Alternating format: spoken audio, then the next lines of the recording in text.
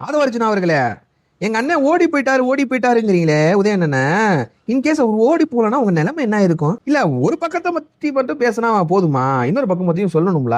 அதாவது எனக்கு என்ன நடந்துகிட்டு இருந்துச்சுன்னா, ஃப்ளோர் டெஸ்ட் நடந்துகிட்டு இருந்துச்சு. டிவிக்கு வந்து பெருமானு ப்ரூவ் பண்ணக்கூடிய அந்த டைம்.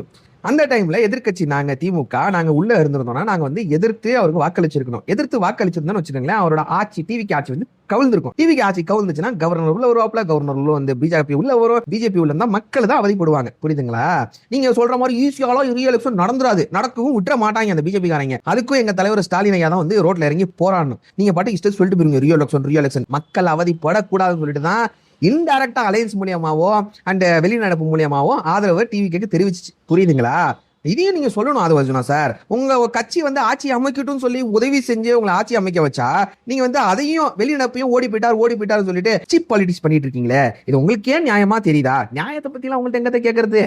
நீங்க எப்படி ஆட்சியை பிடிச்சீங்கன்னு எல்லாத்துக்கும் தெரியும்ல. அதுக்கப்புறம் என்ன சொன்னீங்க? இந்த ஸ்டாலின் ஐயா இல்லைன்னா இவருக்கெல்லாம் மவுசே இருந்திருக்காது, உதயநிதியெல்லாம் ஒரு ஆளையாவா இருந்திருக்க மாட்டாரு, அவருக்கெல்லாம் இந்த அரசியல் இதே இருந்திருக்காது அப்படின்னு சொல்லியிருக்கீங்களே. இல்ல நான் கேட்கிறேன், ஸ்டாலின் ஐயா பிராண்ட் மூலியமா உதயநிதி வந்துட்டாருன்னு வச்சுக்குவோம், நீங்க யார் மூலியமா அரசியலுக்கு வந்திருக்கீங்க? இப்ப நீங்க மட்டும் விஜய் அப்படிங்கிற பிராண்ட் இல்லாம நீங்க மட்டும் தனித்து நின்று ஏதாச்சும் ஒரு இடத்துல நின்று இருந்தீங்கன்னா ஒருத்தன் உங்களுக்கு ஓட்டு போட்டிருப்பானா? இல்ல நான் கேட்கறேன், ஒருத்தன் உங்களுக்கு ஓட்டு போட்டிருப்பானா? விஜய் அப்படிங்கிற பிராண்ட் மூலியமா தான் உங்களுக்கே ஓட்டு கிடைச்சிச்சு, அது மூலியமா தான் நீங்க யாருன்னே தெரிஞ்சிச்சு. ஒருத்தன் கூட உங்களுக்கு ஓட்டு போட்டிருப்பானா? சொல்லுங்க ஆதவர்ஜுனா சார். பேசுனா கிளியரா கரெக்டா பேசணும். சும்மா வாயிருக்கு மேடை கிடைச்சிச்சு, ஆட்சி இருக்கிறனால என்ன வேணா பேசுவோம், பொய்யா பரப்புவோம். பொய் ரொம்ப நாளைக்கு நீடிக்காது. பொய்ய மக்கள் தெரிஞ்சுக்குவாங்க, புரிஞ்சுக்குவாங்க. ஏன்னா தமிழ்நாட்டு மக்கள் அறிவாளி மக்கள், அறிவார்ந்த மக்கள். புரியுதுங்களா?